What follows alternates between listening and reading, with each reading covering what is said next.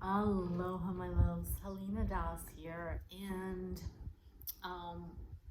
and just real quick, in case you're new to my world, I often call myself a cosmic cowgirl, equine empress, wind horse woman. I am a very creative soul. Most recently, the best description that came through with a little help from a really special friend and colleague is a renegade vet turned horse shaman. And at the end of the day, my real passion and desire is to support, conscious horse guardians in their guardianship, if you will, of their beloved horse companions and how they can optimize the health and well-being of their beloved horses, and really take a conscious, co-creative, proactive role in caring for them and facilitating greater just overall happiness, harmony, and wealth of being. And on that note, I recently came across a post in one of the horsey Facebook groups that I'm a member of. And I was really moved by this comment and the thread that came through, and it inspired me to just share here about it. And so the post, and obviously just for privacy and respect, I'm not going to share the name or the group, but the post was about the concern that one member had around her being sort of disheartened by what's going on in the world, and concerned that it was affecting, or how it might potentially be affecting her beloved horse companion. And I was so excited to see this, because for me, this is part of my mission. She was aware, she had an awareness that her energy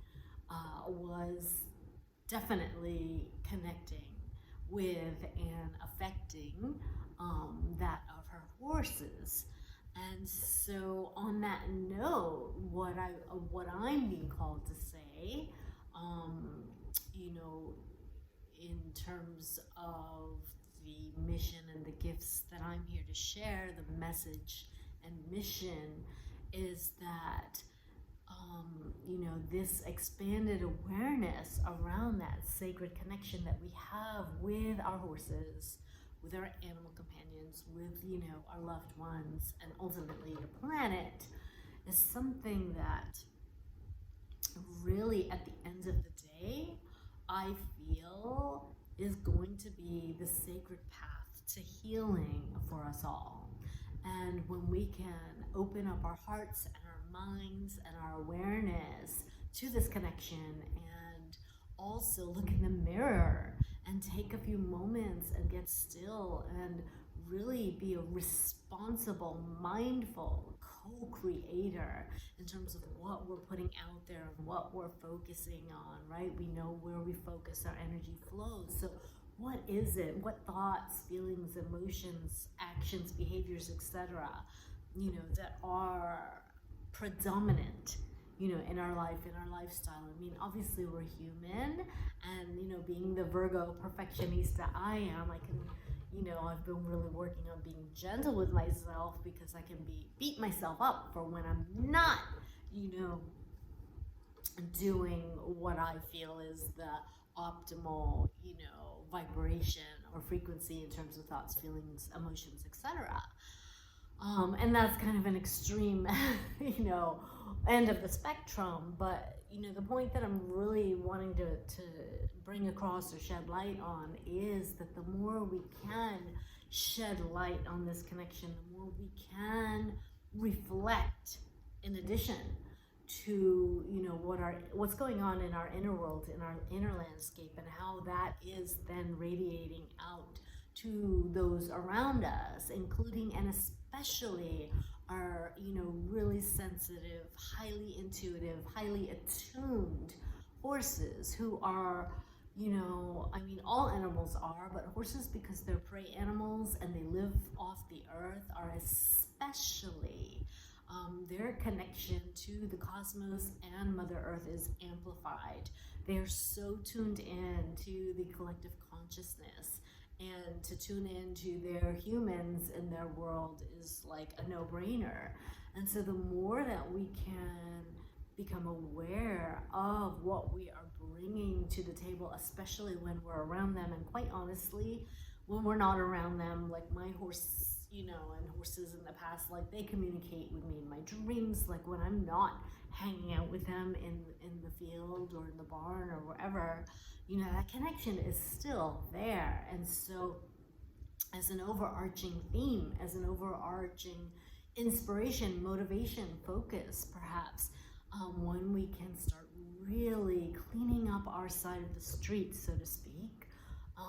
and doing it not only for ourselves so that we can put that oxygen mask on first and be and serve and show up as better, you know, whatever roles we play, whether it's in work or family or, you know, guardians to our animals, whatever, that we can be and do and show up at better, higher frequency levels and ways. But then on top of that, because our horses in particular are so especially sensitive, you know, we are actually, if we do it for them as well, or if we don't have the motivation to do it for ourselves, then for goodness sake, for the love of them, you know, take some time to really tune into what it is you're bringing to the table, to the relationship, to the barn, to just in general who you're showing up as, who you are on a daily basis. And they can feel, I know firsthand, they can feel and do feel our vibration, our thoughts, feelings, and emotions, even when we're not around them. Okay, and that's a whole other conversation, and perhaps, you know, the individual dynamics, relationships, sensitivity levels, etc., may vary from case to case, but I'm just here to maybe plant the seed that this is something that if you are on the, you know, ascension journey, you may want to consider adding to your repertoire, to your tools and practices and intentions, to bring them into the arena in a way more conscious, equi-lightened way. So, and with that, I just want to again just, you know, share that was it in a nutshell. If you have any comments or questions, I'd love to hear. If I can support you in any way with any challenges you might be having with one of your beloved horse companions, whether it's and whether it is, and especially in, you know, the realm of health, well-being, performance, training, whatever, you know, in a very new paradigm, quantum healing sort of way, as the founder of Quantum Horse Healing and my Equilight body of work, please don't hesitate to reach out. So with that, I'm going to leave you. Have the most blessed and beautiful day. And until next time, I love you.